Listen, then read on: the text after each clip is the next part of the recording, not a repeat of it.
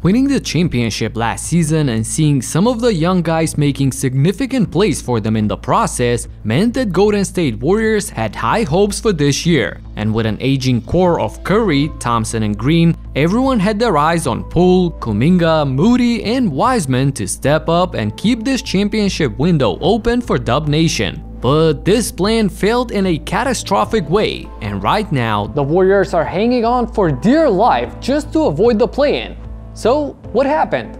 Let's get into it. Taking a look at Jordan Poole's stats, you can see that he's having a slight bump with 1.5 points per game more, but that's simply because of his increased shot attempts and comes with a cost. His field goal percentage is down, and especially his three-point efficiency went from 36.5 to 32.8, a significant step back. Not to mention the fact that the opponents constantly target him as the weakest link defensively. Kuminga and Moody both have seen a slight bump in minutes, but their production has stayed exactly the same as last season. So in a situation where Klay had a rough start and Wiggins is not even playing in like half the games, you need other players to step up, and they haven't. Not to mention Wiseman, who never really found a spot on this team and struggled so much that Golden State eventually traded him. The Warriors are just one game away from the play-in at the moment, and it's going to be a battle for the defending champs to even make the postseason, let alone win it. At number 2, we got a player who had a terrific rookie campaign, so much so that he actually won the Rookie of the Year award.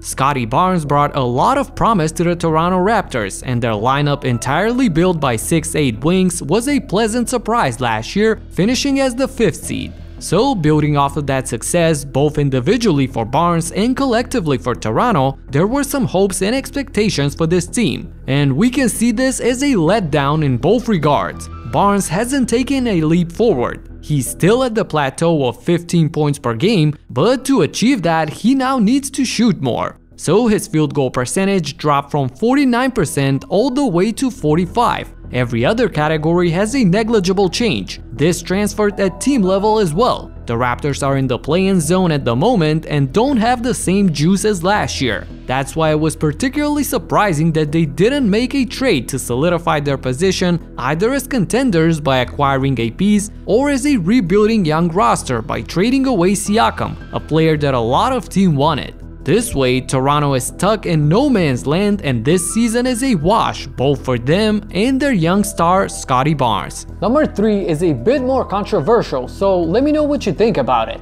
But first, quick time out to give a shout out to Sorare NBA for sponsoring this video and for setting up a great battle in my private Sorare group. And also shout out to Josh for winning in week 42, and look, your boy was on the podium as well. For those of you that don't know, Sorare is a free-to-play fantasy basketball game where you can collect, buy, sell, and trade digital player cards to compete in tournaments to win rewards. And you can compete against us by doing what I'm doing here, picking up the lineup from the cards you got. Just watch the point average of each player and stay within the cap. This is a great way to avoid creating super teams. You get 20 common cards at sign up to build your team. But if you want to unlock higher levels of competition, you can get some of the limited, rare, super rare, or unique cards off of the marketplace. And here's my lineup of limited cards. You pick your team and this is how you get points. It's based off of the player's real stats from the actual games. A block is worth 3 points and a turnover is -2. And if you're nice with it and win the limited contender tournament in week 44, you'll be receiving an NBA gift card.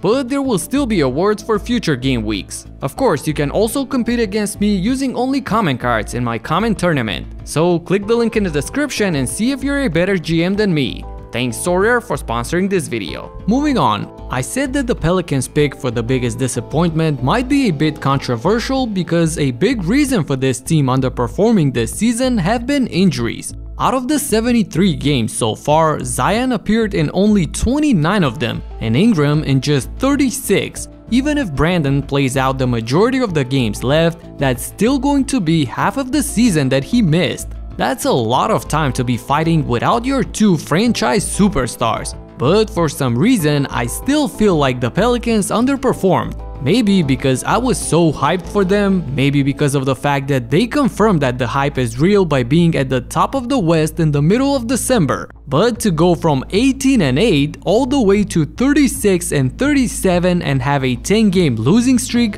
I just feel like this roster overall is better than that.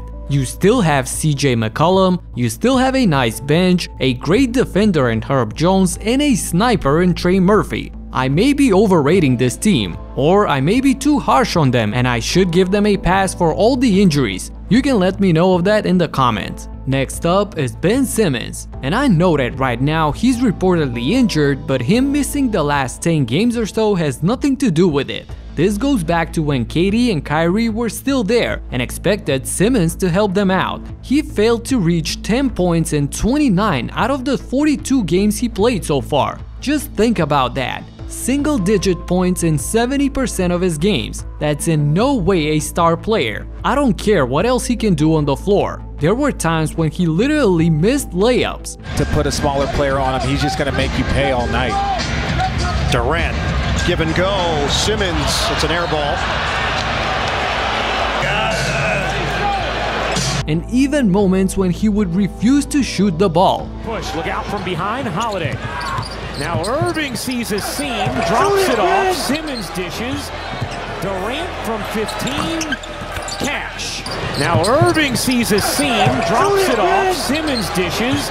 To think that the Nets gave away James Harden and expected this guy to fill in the void is absolutely laughable looking back. There are people in NBA circles saying that from this point on, he would only get a contract as big as the veteran's minimum, and I fully agree with that. Another player that the team counted on but he disappointed is Max Strus. Strus had a jump last season, going from 6 to 10.5 points per game, shooting a blazing hot 41% from downtown. Combine that with the decent defense to not get exposed in matchups, and he completely took Duncan Robinson's minutes and performed great. But this year, it's almost like a curse for another Miami Heat shooter. Despite an increase in minutes, Max has stayed pretty much the same in terms of points, but at a much lower field goal and especially 3-point percentage. He went from 41 all the way down to 34% from 3. He went from elite to below average in just a few months. And the Heat as a whole are experiencing a similar struggle as they're hanging on to the 6th spot at the moment. It's unlikely that they'll be able to repeat their conference finals run from last season. But the player who had possibly the most tragic downfall of all is Duncan Robinson, who went from a $90 million contract to not even playing a single minute. Check out exactly what happened right here. Talk to you in the next one. Peace out.